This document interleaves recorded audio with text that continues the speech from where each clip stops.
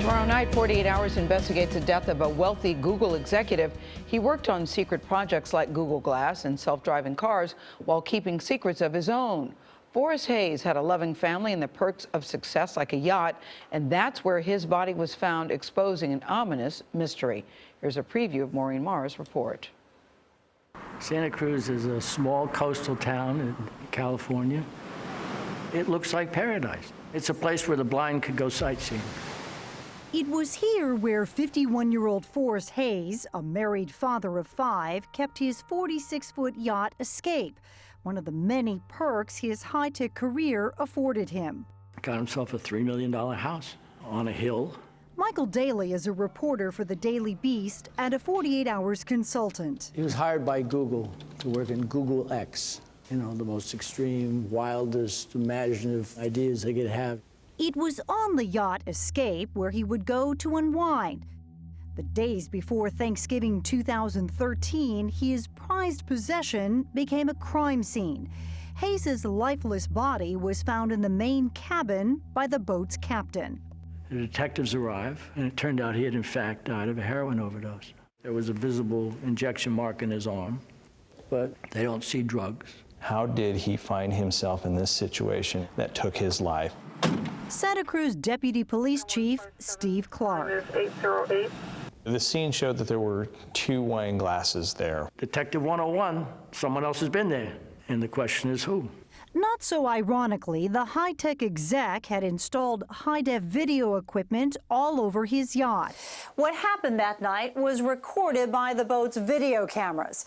This camera in particular caught the very last moments of Hayes' life in chilling detail. That video was shocking to me. Police say that video shows Hayes with a young, exotic, dark-haired woman covered with very distinctive tattoos. And at that point, we realized that's our person. That's who we're going after. The investigators dug into Hayes' digital life, and the trail led to a dating website and that tattooed woman. Her name? Alex Tickleman, a 26-year-old aspiring model. Do you think Alex Tickleman knew that Forrest Hayes was dying right there in front of her? I don't see how she didn't know. And investigators would soon learn that this was not the first person Tickleman was involved with who died of a drug overdose.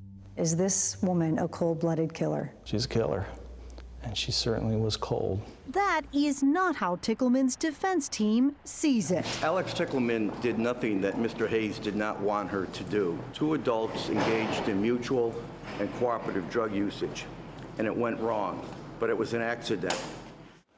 Maureen Maher joins us at the table. I remember when this happened. I was so fascinated by this story. What can you tell us about him, Forrest Hayes, because he's a guy who seemed to have it all? He is a guy who seemed to have it all, and I think that's why it was so fascinating to so many people. But I'll tell you, Gail, in 25 years of reporting, I've never had a case where no one would come forward and speak for the victim. And that's not to malign the victim. It's just to say that he lived in a secretive world, both when he worked in the tech industry and in the automotive world where he worked before. What about her? Was she a drug addict? Yeah, you know, this is a really sad case. She was a drug addict, is a drug addict. She's probably, you know, clean now because she's been in jail for some time now and she's awaiting trial. But the question is, how much did she know? And if she intentionally walked out. And Mrs. Hayes, I couldn't stop thinking about his wife, married with 5 kids.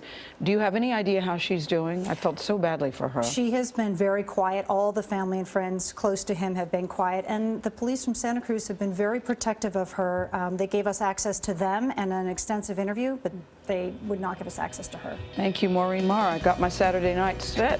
You can watch her full report Saturday night, 48 Hours.